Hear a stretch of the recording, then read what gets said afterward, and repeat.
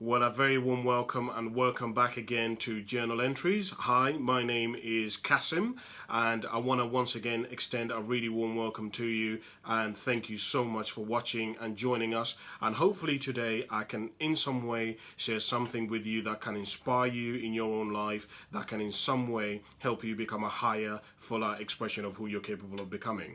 So if this is the first episode of journal entries, you might be wondering why. Why is Cassim sharing his journal entries? You see, I very much believe that for a man to consider himself a success, that he has to have a successor. In order for a man to live an incredible kind of life where he says, I have done well, I've done good in this lifetime, I very much believe that in some way, everything that he has earned or learned or experienced, he's got to find a way to pass it on to the next generation. That generation might be his kids, it might be his godchild, it might be the next door neighbor's kid, it might be a young person in his workplace, but in some way that male, that guy, has to find a way to be able to pass on what he's got onto the next generation. And the reality is that many of us, I know, aren't millionaires, so we don't have millions or billions of pounds to give to other people. Many of us don't have multiple properties we can give on to other people. Many of us aren't in positions of power where we can connect people with the right kind of people. That's just the reality. But what I do believe is that every single one of us has knowledge, every single one of us has experience. Every single one of us in life has gone through something where we can talk a little bit about some of the lessons that we've learned from it. And that's really the whole goal and the whole aim of why I'm sharing these journal entries with you. I hope that in some way I can inspire you to start your own journaling, to start your own, go and buy yourself a journal and start writing down some of the things that you want, some of the things that you've learned in your lifetime, some of the things that you've experienced, ideas that you've thought about, conclusions that you've come up with, talk about some of the lessons that you've learned in your lifetime, and give it as a present to your children. Give it as a present to the next generation. Help them have a great foundation to begin life off with. So that's really the whole aim of why I wanted to do these journals. And today I want to share with you 4 things that I wrote down in my journal that I hope in some way can add some value to you. And once again, as I say, can help you or inspire you to start your own journaling. And the first thing that I want to begin off with is that I want to begin off with by sharing with you that one of the first things that I wrote down this week that I was thinking about is that sometimes life has bigger plans and different things and different plans than we ourselves have for ourselves. And I was thinking a lot about this week about some of the major events that have taken place in my life, some of the errors in judgment that I, Cassim, have made, some of the signs that have happened in my life. And multiple things have happened in my life that have basically led me down a path to even today doing this video for you. And I never knew that I was going to do this video. I tell my friends that I used to want what I call the Nandos Life. The Nandos lifestyle is what I describe as you have a decent job, maybe you get 35k, 40k a year, you go to Nando's 2 or 3 times in a month, you have 2 holidays a year, you may go to Royal Ascot, you may go to Cheltenham, your thing might be a music festival, you know, you are in a position where you can take off from probably the 22nd of December and have off all the way until the 3rd of January at Christmas, right?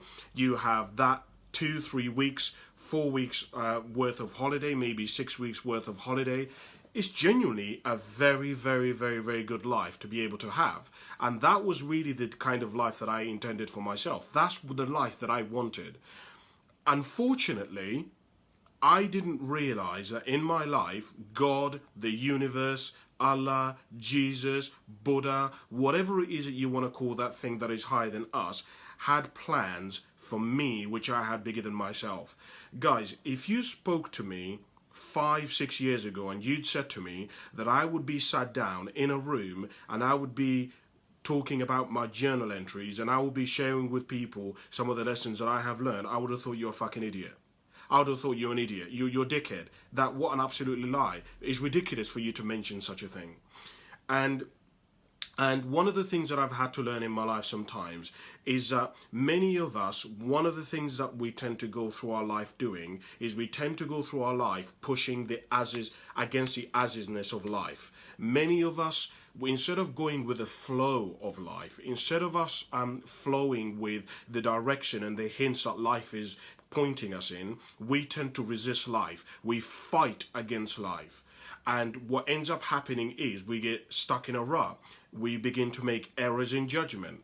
And many of you who are listening to this, I think you can relate to this, where you should be more successful in your life than you should be right now, where you really are a good person and you should be in a good relationship, but somehow you keep attracting the wrong types of girls or boys in your life. People who mistreat you, people who betray you, people who cheat on you.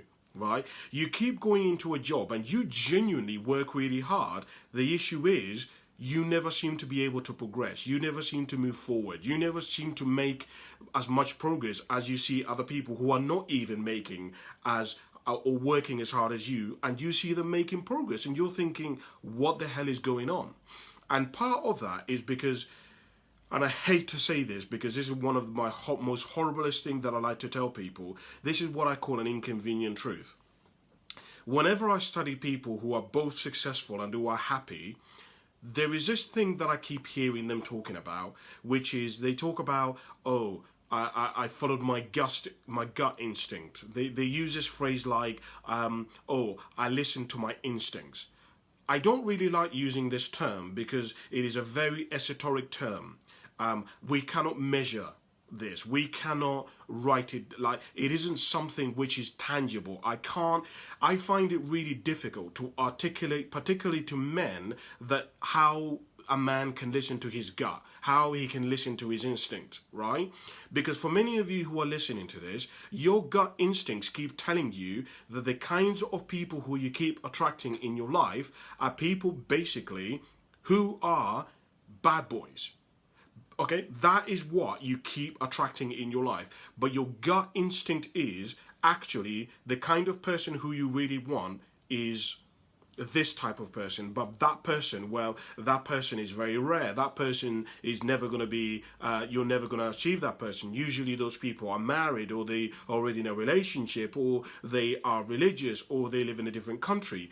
And your gut instincts and your your instincts keep telling you to stop going in those kinds of relationships. Time and time and time and time again, they keep failing, and yet you keep on going back into them.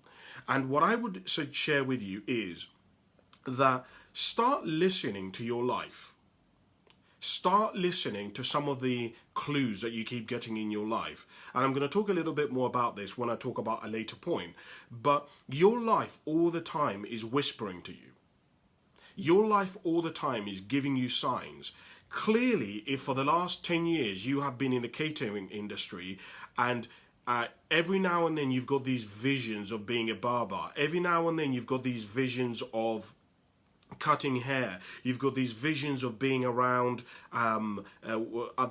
people where you are styling or in something creative, start listening to that. Why is it that you always seem to get really annoyed at people whenever you see their hair is not cut properly, or you always seem to get annoyed at people when they dye their hair and their hair isn't good? It almost drives you nuts, and you're like, why can't you just do it right? Why can't you just go to the right person?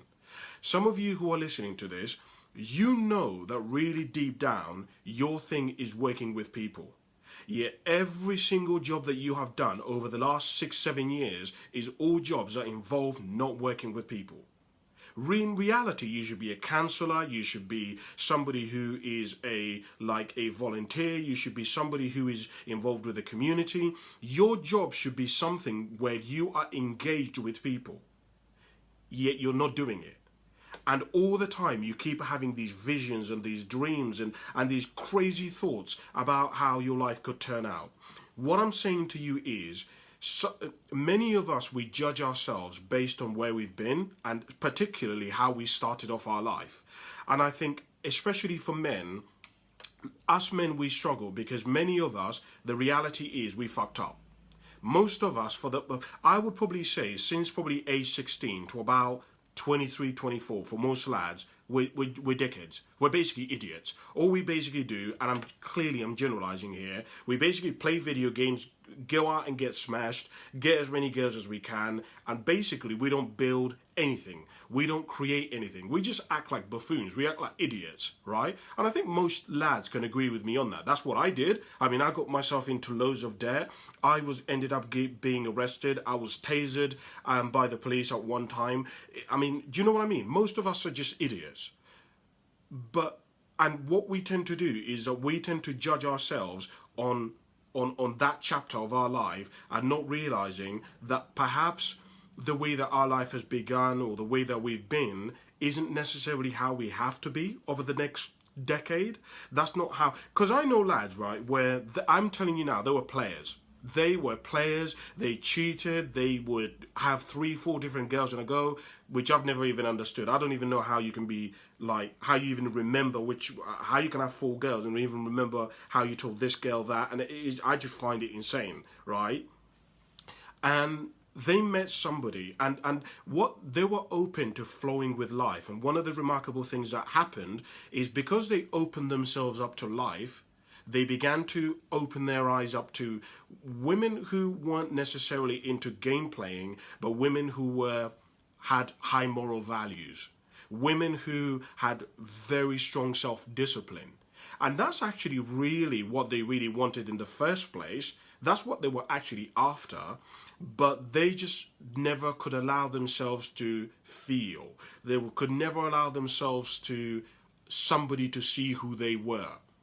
And when they opened themselves up and they began to flow with the way their life was going, with what their instincts are telling them, they began to realize that perhaps life had even bigger goals and bigger dreams for their relationship than they had intended. And now some of those guys who were the biggest players are now in relationships and are now married, and they're the most loving, loyal guys that I know.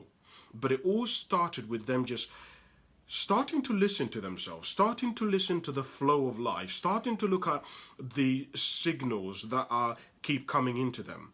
And so to finish this point off, what I would ask you to think about and consider is, what does your life keep telling you? Have you considered that maybe the life that you have for yourself is that maybe the life that you've dreamt for yourself is going to be tramped by the life that the universe has for you? That may be even with your health, that may be with your relationship, that may be with your work. All you've ever dreamt of in your life is just being coasting along and just being like a normal employee. But life has been telling you that you should be really running your own company. You should be starting an organization where you employ people. But the reality is you don't know anyone who's ever started a company. You've never done it. Your parents have always worked for people their entire lives. You don't even know how to start a company. You're already so old. You don't have a degree. And it's kind of like, what a risk you'd be taking. But let me tell you what you'd be doing. You would be going with the flow of life. You would be following your gut instinct. You will be going and pursuing something which you're curious about, which you're passionate about. And do you know what I found with people who are happy and successful? I found that people who are happy and successful do what they love. They tend to operate in areas where they have a passion for something. I wonder what would happen to your life if you began to spend most of your life in areas where you have a strength in that area, a passion in that area, or a curiosity in that area. I wonder what would happen to your life. Not straight away, but let's say in 6 months, let's say in a year. You know, there is a phrase that says that most people overestimate what they can do in a year, and the underestimate. Let me say that again because I've messed it up. There's a saying that says that most people overestimate what they can do in a year, but they underestimate what they can do in a decade. Imagine what you could do in 10 years. Imagine what you've done so far in the last 6 years. If you fucked up your life this much in 6 years, God knows what you could really do with the drive and the vigor and the hunger and the passion and the curiosity in an area of life. You know, one of the things that I tell leaders in another show that I have when I train leaders, I talk about leaders and I say to them that give yourself a commitment where you will study one area for the next 5 years. Give yourself, I say to people what our Nightingale said. Our Nightingale said that if you will read one book every single week in an area of life, within 5 years, you will be among the top 5% experts in the world in that area. If you chose in the next 5 years to read one book every single week on hair, within 5 years, you will be among the top 5% experts in the world on hair. How to style it, how different heat affects the hair, what different cultures, how that different cultures' hair, Afro, a Caribbean hair, how Japanese hair works. You will be among the top 5% experts in the world in that area. That's the first thing that I wanted to share with you. So think about it. The second thing that I was journaling about, and this really has actually really hit me home, and that's why I was thinking about it, is that forgiveness of one's parents is the highest act of kindness anyone can give. Let me talk from personal experience, and this is the reason why I was journaling about this. So my mum got pregnant at 14. My mum raised me as a single mum for a number of years before meeting my stepdad. They've now been married for like 25 years, I think it is. 24 years, 25 years. And I never realized in my life that I had a certain hatred towards my mum.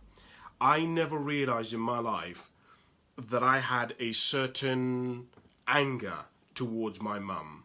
I never realized that I had a certain frustration towards my mum, primarily because when I was growing up, I was angry at the fact that my mum could never really give me some of the things that I wanted. She could never really offer me. Remember, guys, and I think this is why this is really important. What I basically realized about myself is, and I think a lot of us can relate to this, is that a lot of us, we're operating from the memories and the person who we were when we were a child, and we're still using that as an adult. How do I explain this in a way you get it? So basically what I found is some kids, a lot of us when we're younger, we genuinely don't get on with our stepdad. We genuinely don't like our parents. Our parents seem selfish. Our parents, like for example, a lot of us, if our parents got divorced, we will hate one of the parents for trying to basically break up the relationship. I know a lot of people where a couple, their parents were married, and one of the parents decided to leave their partner because they were going to become lesbian, or they were going to move abroad, or they wanted to live a different lifestyle, whatever it may be. And a lot of us, we hate that person or that parent because of what they did, but many of us forget to understand that our parents are human. Our parents make mistakes. Our parents also had their own stories. Your mum and your dad, when you met them at a time when they were very different to how they were brought up. You know, I wrote down as I was preparing this that many of us don't realize that our parents had their own story. Many of us, when we met, particularly if you didn't get on with your parents, you forget to remember, and you forget that a lot of us, if you didn't get on with your parents, you basically were born and raised into parents who were already broken. Your mum was already broken. That's why you have a really dysfunctional relationship with her. Your dad was already broken when you met him. He had alcohol problems. When he was growing up, he had loads of problems with his parents. He was never really shown love, right? And many of us, we forget that we didn't see that part of our parents. You know, I was writing down as I was preparing this that one of the greatest gifts that you can give your child is to reveal to them that you are human. To reveal to them that you actually made mistakes. The way to reveal to your children that you are human is to reveal to them your flaws and your mistakes. Guys, how many of us, and tell me if I'm wrong here, how many of us idolize our parents, and in reality we almost refuse to accept that our parents can mess up. We refuse to accept that our parents could be in some way broken, that they could be dysfunctional, that they could be in some way they've made a huge mistake, or they've messed up, or they didn't know what they were doing, or they didn't know what the advice that they gave us wasn't right. You know, I write in one of my books that I'm just currently editing that your parents can only give you as much as what they knew how to give you. Some people, the reality is, you have so much love, right? And it's part of the reason why so many people love you. You have so many friends and you have amazing bonds with every other person that you know, and you do not understand why your mum doesn't love you to the same way. You don't understand why your dad abandoned you. And you're like, but look at how much you're filled up with love, with passion, with drive. You care for people. You have this incredible empathy for people. And you don't understand why your mum isn't that way. You don't understand why your dad isn't that way. Well, it's because they were already broken. They were already like that when you met them. In other words, you have a bigger capacity for love than they do. You are, and I think this is a really big point for men especially, because for many of us, we have people in our lives where we are loving on a garden level, but we're expecting them to love us on a garden level as well, when really they're a pint-sized person. Meaning that their love is like a pint, they love on a pint-sized level, and we are on a gallon-sized level. And genuinely, they're giving us everything that they want to give us. They're trying to give you the best advice as they can possibly give you, right? I remember I was really frustrated with my mum, because I was like, Mum, why are you forcing me to basically become a doctor, become a lawyer, become an accountant? I don't want to become a doctor or an accountant. And I had to come to the realization, hold on a minute. When my mum was growing up, she was bringing me up as a single child. She was bringing me up by herself. She did not have the luxury and the choice of being anything that she wanted. That was not an option for a single mum. So her even comprehending the fact that I could become a speaker, the fact that I could write books, it just doesn't even exist in her world, right? And yet my mum is probably the single most loving person that I've ever met on this planet. No love. I've never met anyone in my life who has more love than my mum does. But her view and her vision of what is possible is just not as big as mine, because I've been exposed to more things. I've lived in Uganda, I've lived in England. My mum basically has been to probably maybe 3 countries, where I've been to God knows how many countries. I've probably been, apart from like Antarctica, I've been to every continent on the planet, right? So my worldview of what is possible is very, very, very different to my mum's. And so to finish this point off and to close it off, what I'm trying to illustrate to you is that you holding and not forgiving your parents is actually holding you back. Because you are expecting them to love you on a certain level, and they can't love you on a certain level.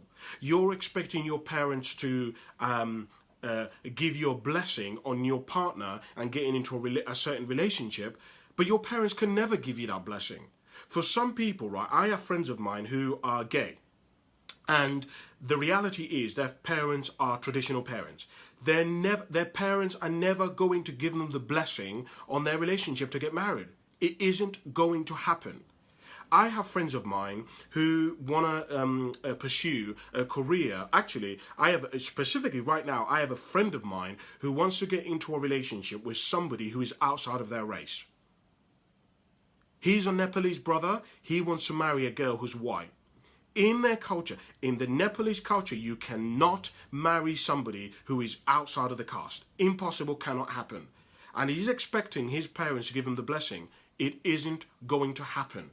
That doesn't mean that he just holds his parents hostage and just all of a sudden sabotages the relationship that he has with his parents, and he has no relationship at all. It just means that he has to learn to love his parents with where they're at. One of the things that I was writing about, and I was journaling in a different point, is I was writing about the fact that sometimes in life we have to understand that some people are never going to meet us where we're at. Some people are never going to give us what we want. They just aren't. And part of life is accepting that and accepting them for where they're at. And my point to you, and what I would ask you to think about, is, have you forgiven your parents?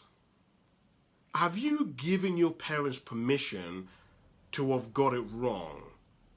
To have made bad decisions for you?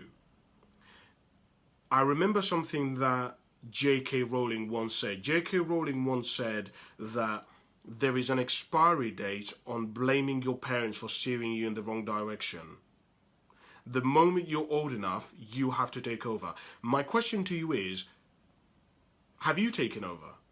Have you expired blaming your parents for steering you in the wrong direction? Have you expired expecting your parents to basically give you a blessing on not going to university and pursuing your entrepreneur career? Have you given them that blessing?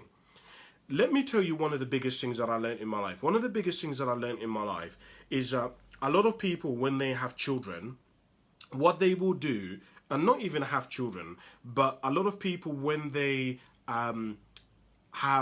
let's just use this example. A lot of people, when they have children, what they will do is that the couple had a really bad relationship, and in fact it's part of the reason why they broke up. But they have kids, and what a lot of parents will tend to do is that they will tend to paint an image to their child of the experience that they had with their father or the mother of the child. Does that make sense what I mean by that? So, for example, if I had a daughter, and what I would do is, and me and the daughter's mother had a really bad experience, what I would do as a father is that I would basically paint and tell the child about how bad their mum was, how bad the mum cheated, how bad the mum treated me, not realizing that we can have different types of relationships with different people. I didn't realize that it is possible for mother and father to not get on, but for the child and the mother and father to get on. I don't know if I've articulated that in a way that you can understand it, but what I'm trying to say is, just because you've had a bad experience with somebody, it doesn't mean that other people are going to have a bad experience. In the same token, just because you were with a girl who treated you like shit, who cheated on you, who never committed to anything, she was mental, she was controlling, it doesn't mean that when she finds the one for her, that she's going to treat that one for her in the same way that she treated you. It is possible for her to be different. I hope that I've articulated that in a way that you can understand it. And what I'm trying to get at and close this with is that you have to get to the point where you give people grace, where you allow people to basically fuck up, to make a mistake, where you accept that no one is perfect. And I wonder if you are the kind of person who've got to the point where you've done that. I don't know, something for you to think about. The next thing that I was journaling about, that I was thinking about, is if it doesn't kill you, it will make you stronger is not true. I found that if it doesn't kill you, it will most likely make you bitter, resentful, jealous, angry, or cynical. For many years, I'd heard people make that statement. If it doesn't kill you, it'll make you stronger. And I didn't know how to articulate it. I found it difficult to agree with it because I just didn't think that just because something didn't kill you that it would make you stronger. And it wasn't until I started really looking at myself, and it wasn't until I started really observing myself that I began to realize, hold on a minute. I have some serious anger problems. I have some serious issues with jealousy, with serious issues with cynicism. You know, I doubt people. I doubt that anyone can really achieve their dreams. And I began to realize, holy shit, that's because, you know, a lot of people around me haven't achieved their dreams. A lot of people around me haven't got what they want in life. A lot of people around me haven't been able to soar. They haven't been able to become world class at something. And I began to realize, hold on a minute, Cass, you've got to really look at this, man, right? You've got to really look at, are you really, has what you've gone through really made you stronger? Are you really a better person because of where you were brought up? There was something interesting that I was thinking about, which is around the fact that many of us, what we do is and I say this from the point of view of my biological father. So earlier on I mentioned to you that my biological father made my mum pregnant at 14 and then basically just ran off. He just abandoned her. He just disappeared, right? And we didn't hear anything from him until like nine years later. And one of the things that I promised myself when I was younger is that I would never become anything like him. And what I began to realize as I studying myself was that we can be so busy trying to not become like somebody that we forget to become who we actually want to become. I will repeat that because God damn it, that's such a serious statement. Let me repeat it. We can be so busy in life trying to avoid becoming like somebody that we forget to become the person who we want to become. And many of you who are listening to this, I'm telling you, I know that there are people in your life who you don't want to be like. I'm sure you've heard of that phrase that the apple doesn't fall far from the tree.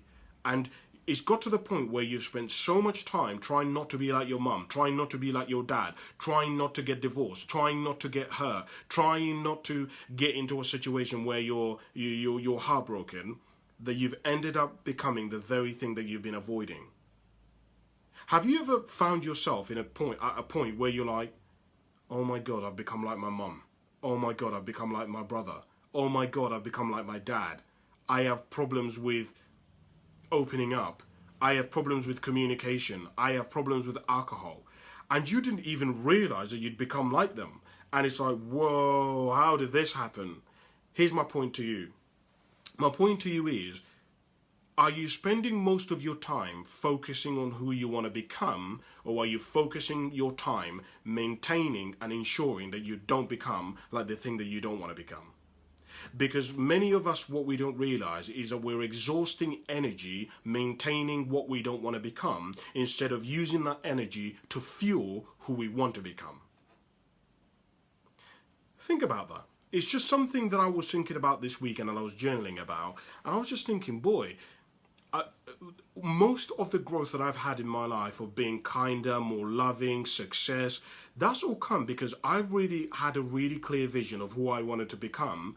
And instead of forgetting, the thing that I found is, if you start running in the direction of where you want to go, inevitably you will get away from the thing you don't want to be near anyway. Does that make? I don't know if I've articulated that right. But if I don't want to become like my mum, as long as I know where I want to be, if I just start heading in that direction, sooner or later, I'm going to get far away from being like my mum anyway. And I'm just asking you to consider, maybe you've been spending a lot of time trying not to be the kind of person who is hurt in a relationship, but in that pursuit, you've never opened yourself up. Every time you get into a relationship, you sabotage it by cheating, by getting into an argument, by having an argument over petty things, and you've now ended up the one who's actually most hurt. Instead of focusing on bettering yourself, bettering your communication, bettering your openness, bettering your understanding and empathy of your missus, so that you can increase your chances of love, of trust, of commitment in your relationship. I don't know, something for you to think about. The last thing that I wanted to share with you today, and we've run a little bit over time, so I apologize, but I think this is really important. I was journaling about the fact that I'm no different to anyone. And I briefly talked a little bit about this at the beginning, where I shared with you guys that a magical day happens the day that you realize that you are no different to anybody else. You are no different to other human beings. I remember when I first started looking at myself and studying myself, because I know this sounds really stupid, but most of us think we know ourselves. Most of us think we know ourselves.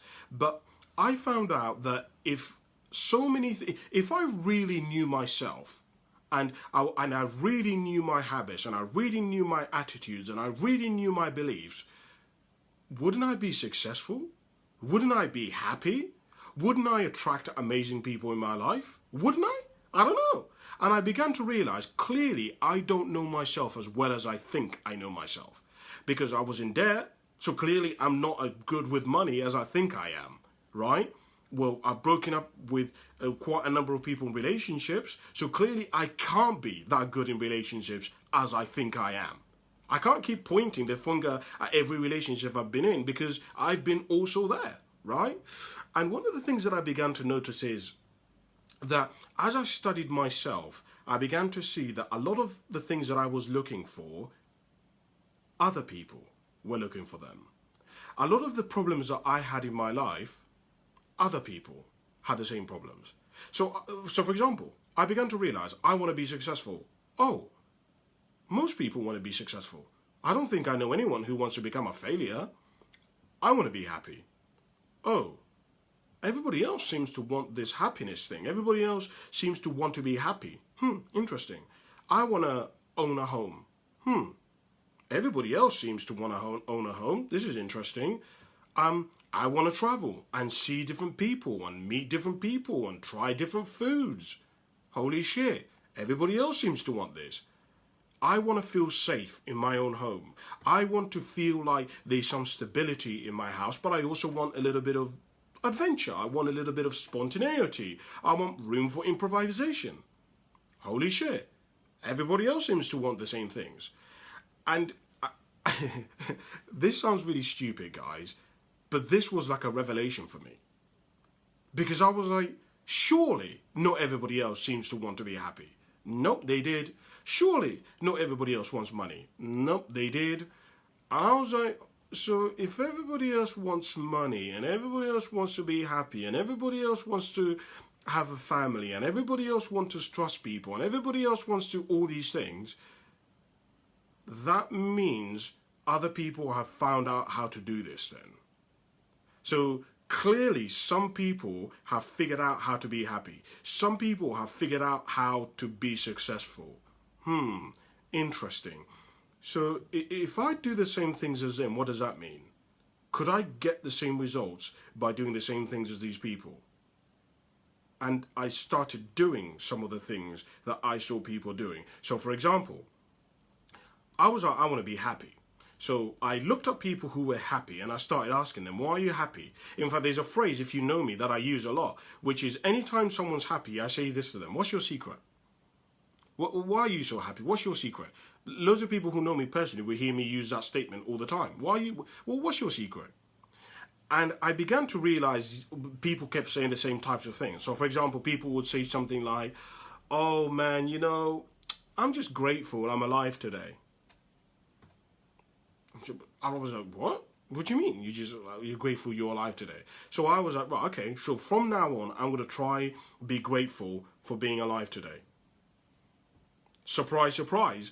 All of a sudden, I was like, my day was brightened up. I don't know why. I don't know how this stuff works, but I just began to realize, oh, I'm pretty happy that I'm alive today. I'd hear people say that you should, if you want happiness, you need to look on the inside. You need to figure out who you are. You need to be happy with yourself. So I began to look at myself and began to, right, okay, I remember there was this exercise actually. I took it from Oprah. Oprah said that she started going in the mirror every day and saying 3 things that she liked about herself. I was like, I'm going to try that. I am going to try. I mean, Oprah seems pretty happy. She's a billionaire. She started a company. She was, she had a pretty difficult life and she seems pretty happy. Let me try it. In all honesty, guys, I found it really difficult. I could not and ever since then, I actually have given people this exercise of go on, if you want to be happy, start going in the mirror and saying 3 things every day when you're like brushing your teeth, when you're getting ready. 3 things that you like about yourself. And everybody the same as me finds this exercise really difficult. Saying things that you like about yourself when you're looking at yourself is actually really, really, really difficult. And I began to notice, holy shit, the reason why I find other people so annoying and other people really frustrating is because I don't even like myself. I can't even say 3 things that I like about myself. How the hell can I say 3 things that I like about other people? If I don't like me, how can I expect to like other people? If I don't trust me, one of the things that I realized about myself is I didn't have a lot of faith, man. I didn't really believe in myself. And that's why I never really went for anything. I never tried to pursue many big things in my life because I was like, well, it's going to fail. It's not going to work out. So what's the point, right? Why would you go after something if the chances of you failing are high? So I never went for anything. And I began to realize, well, that's why I never support anyone who comes to me with a dream. If someone comes to me and they say they want to become a writer, back in the days, I would have been like, well, that's a bit risky, innit? Today, I'm like, go for it, man. Try it. Like, I will help you. Like, I'll try and point you in the right direction. Like, if I know somebody, I'll connect you. Because when you begin to think like that, it improves your chances of succeeding, right? I don't know, maybe I'm wrong and I've got this wrong, but I just think when you have enthusiasm, when you genuinely want something to succeed, if you're in a relationship and you genuinely try hard and you put in effort and you want that relationship to succeed, you have a better chance of that relationship succeeding than if you believe, well, this person's too good for me. It was never going to last anyway. This person doesn't really see me for who I am. This person doesn't really get me. The chances of that relationship succeeding are much lower than if you actually wanted to succeed. Right? I'm going to improve my communication, blah, blah, blah. You get what I'm saying. And so what I would ask you to think about is, have you realized that you want the same things as other people? Have you realized that you like the same things as other people? And a lot of other people already have what you want. All you have to do is figure out how they got it. If you are like somebody who, you're like, do you know what, Cass? I started off in a council estate. But I would really like to own a home, but there is no way I could ever do something like that. Here's my suggestion to you. Try and find people who were raised on council estates and they made it through. How do they do it? What did they do? Did they go to college? Did they start a business? I don't know. Because what I found is you will discover that actually you have a lot more in common with people who are similar to you than what you think you do. It is absolutely fascinating for me when I meet people who do like motivational speaking, because they think the same as me, they have the same drive as me, they are ambitious, they're open as me. I was like shocked at how many people, when I started like studying and going to all these workshops and stuff, right? If you're somebody who's really struggled with smoking and you go to Smokers Anonymous, you will be shocked at how many people there, they had the same kind of background as you. They've had the same struggles as you. They've had the same mindsets and the same beliefs as you, and they had the same kind of background as you. It is absolutely amazing how when you can find people who have the same kind of story as you, and that's why I say to people, listen to the story. Don't look at the way someone looks. Because some people, if you go, for example, to Alcohol Anonymous, you go to Alcohol Anonymous, a lot of the people there aren't going to look like you. There's going to be Nepalese people, black people, Chinese people, there's going to be Ugandans, there's going to be Italians. They ain't going to look like you. But let me tell you what they're going to have in common with you. The same struggles, the same story, the same belief system, the same mindset, the same drive, the same desires, the same upbringing. You will be shocked. I don't know. Something for you to think about. But I was just thinking about that. Just so many people the same as me, man. So many people want the same kinds of things as me. So many people are in the same situation as me. And I was like, fair enough. That's interesting. That just something for you guys to think about. And that brings this episode of Journal Entries to a close. But what have you been thinking about this week? What have you learned? What did you write in your journals this week? What conclusion have you drawn this week? Is it that you don't believe in yourself? Is it that you actually deep down resent your parents? Is it deep down that you are never really gonna achieve your dreams? Like you want to become a barber, but the reality is the conclusion you've come up with is it's never gonna happen, man. It just isn't going to happen. So it's pointless you even trying. You might as well just go the safe route and continue down that path. Maybe you've come to the conclusion that black boys are just not for you. They just are not for you. Every time you get with a black boy, they treat you like shit. Maybe you've come to the conclusion that, look, hooking up with people is just not for you. It makes you feel shit. Yeah, you get the hookup, you get laid, whatever. But every time you do it, it makes you feel like shit, right? It batters your self-esteem to shreds. And you're like, this is just not working for me. Maybe the conclusion you've come up with this week is that you are not good with money. You are not good with money. Cassim, mate, I'm telling you, every time I get paid, for the first 4 days, I just go mental. I don't know how it even happens, but I just spend like 700 quid within like 4 days of being paid. I know I'm not good with money. I should not be left with money, and I've got to sort this shit out.